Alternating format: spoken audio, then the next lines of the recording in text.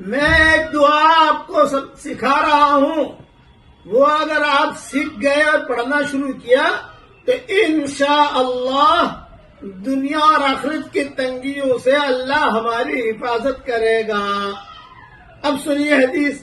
حضرت عائشہ رضی اللہ تعالی عنہ سے کسی نے پوچھا کہ رسول اللہ صلی اللہ علیہ وسلم جب تہجد کے لیے اٹھتے تو سب سے پہلے کیا کرتے تھے؟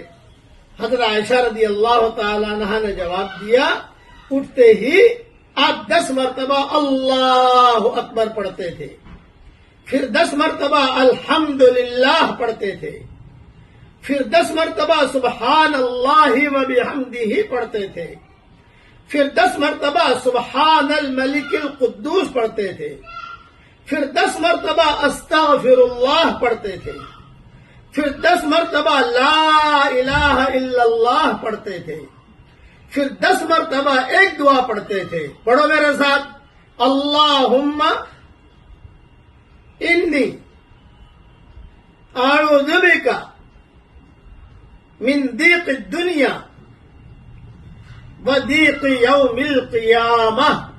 ترجمہ پڑھ لیجئے۔ اے میرے پیارے اللہ، دنیا اور آخرت کی تنگیوں سے تو میری حفاظت فرما۔